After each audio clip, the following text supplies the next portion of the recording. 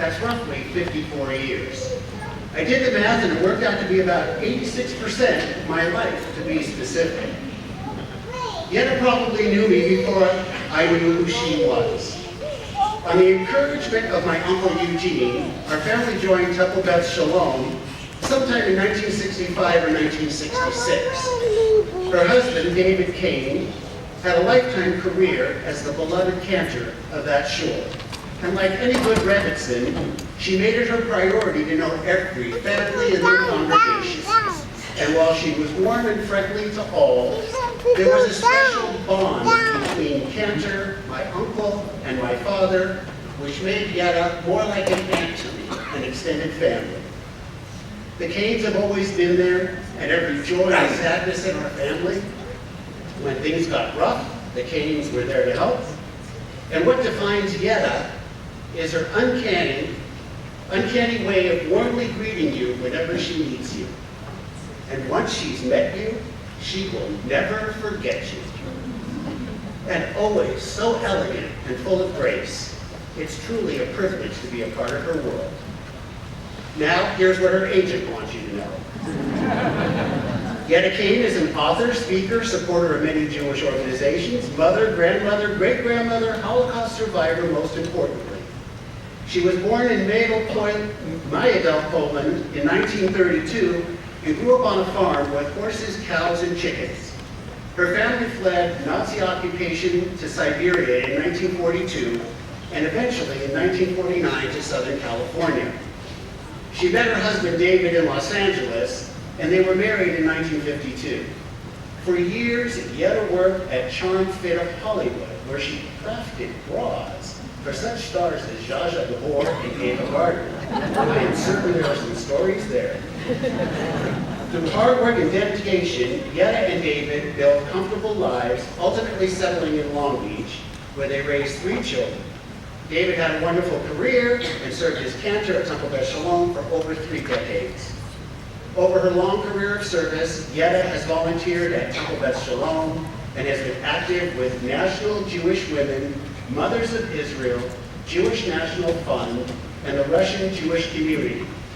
She's been invited to speak at dozens of schools throughout Los Angeles, Long Beach, and Orange counties, as well as USC.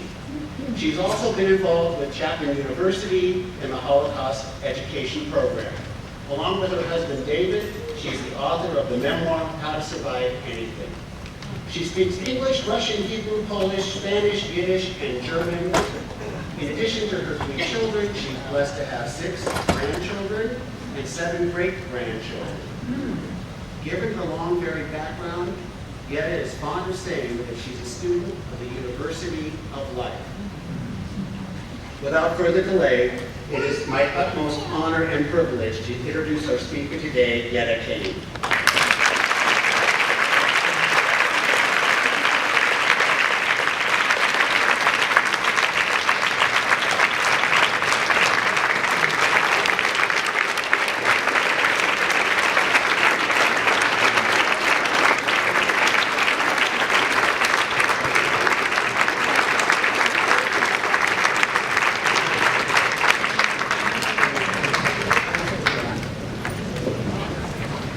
Each and every one of you, Bruchim Havayim, may be blessed in the name of God, each and every one of you.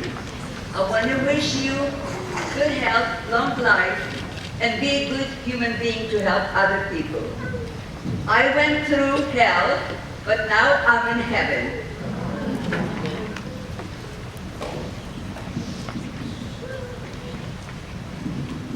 Chazanim, Rabbanim, clergy, honored guests, and the chief of police, Mr. Cook. Thank you very, very much for keeping us safe in this beautiful Long Beach area. I brought my attorney with me, so in the case there are any legal problems, he'll defend me. I thank you very, very much again. I'm going to attempt to think of me as a child of 8 when my life turned around and hell began. And so I'm trying to cut it very short, within a half an hour, 86 years of age, but I go back to 70-something, and I still remember everything. So God blessed me with many blessings, surviving hell, living like a mensch, and being able to give back to society, to thank God that I lived, even though I lost most of my family. My home was taken away from me. I was deprived of going to school. I was deprived of the human dignity that each and every one of us deserves. We're all born equally, and we're all God's children, and God sees us all. And how, when students ask me, Mrs. K, if you saw a German, could you kill them? I said, no, I'd be as low an animal as they are. God giveth and God taketh life. No human being has the right to take away the life from another human being. We all are here to share this beautiful world. And no matter where we came from, this is the country that gave us all a beginning. We're all refugees here. No matter what country we come from, what we look like, what language we speak. I came here from hell, and this country opened the doors for me to give me a better life through hard work, through believe in humanity, believe in mankind, and believe in yourself. Yes, you pray God should help you, but God tells you, you do it and I'll help you. Don't sit on your laurels and expect God to do it for you. Each and every one of us is responsible for ourselves. What we make of our lives, that's up to us. The hell I went through, many of you heard today and so on. I could speak here for 5 hours. I cannot cover the pain, the scars that I have within my soul. My late husband was a graduate of Buchenwald. Nobody ever came out alive from Buchenwald, my friends. But thanks to the American Army, General Eisenhower freed them, so he survived. There were skeletons and bodies of humanity, starved, tortured. Those that were burned alive. And so my friends, you see, I've been part of the human being that survived hell. And people ask me, how did you survive? We were in the woods, we were in the partisans, we were on the run. We were without food, without shelter. The pain of being hungry cannot be explained. Not when you fast Yom Kippur once a year, but being hungry day in, day out, year in, year out. My friends, I had to drink water from the puddle. I had parasites in my body, they were eating me up. I was eating from the garbage. We did everything to survive. And the reason I survived is because my parents were wonderful people, loving, they were Orthodox. We had a nice home, we had cows, we had chickens. I had to milk the cows after I came from school. I know how to churn butter, I knew how to work. I still do. Hard work is good for you. It makes you feel strong and healthy and be productive no matter what age we are. We have to keep moving. So when I had no food to eat, and when we were hiding from the Germans, and we had to hide in bushes, and in the bushes there was already frost, and there was like a light mirror, a piece of glass. That's how the frost started. We had to sit like this all night long, because we couldn't cross the railroad tracks.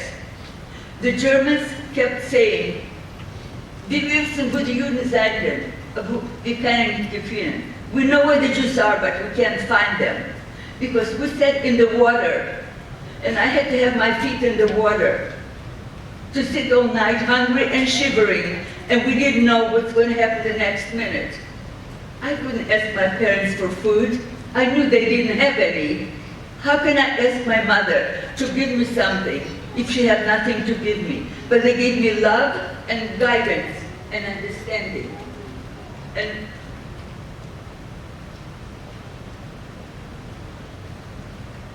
I took my children to look for they wanted to find their roots.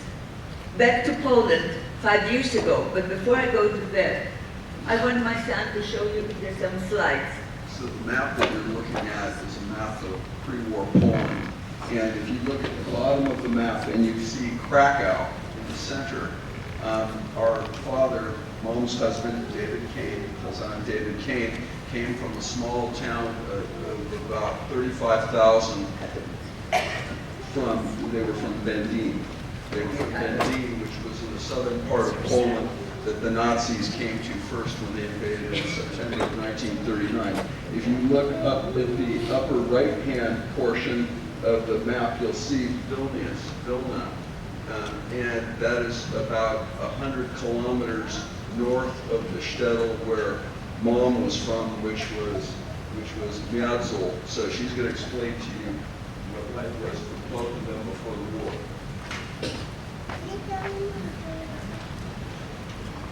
Before the war, we had a normal life. We had, as I said before, our own house. We were, I guess, would be considered middle class. You couldn't buy anything. There were no stores. Everything had to be made. Everything we grew in the garden, we wanted tomatoes, cucumbers, vegetables, you just went and picked them out. And we had planted potatoes and corn and crop, everything. We leased land from the Aporitz. Aporitz is the landowner who was not Jewish, of course. We paid them like to pay rent on a house, to rent the field, to plant potatoes, corn, hay, and everything, so we have everything for the winter.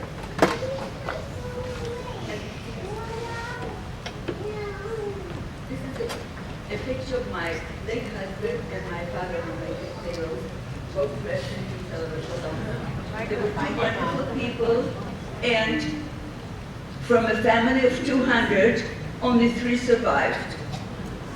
An aunt, my father and my late husband. They came from a religious family. His wife, my mother-in-law, may she rest in peace, was burned in Auschwitz with her daughter. She was a midwife doctor. She delivered over 2,000 children before the war. And when they were taking the people to the concentration camp, my late husband had a sister of 7 years of age.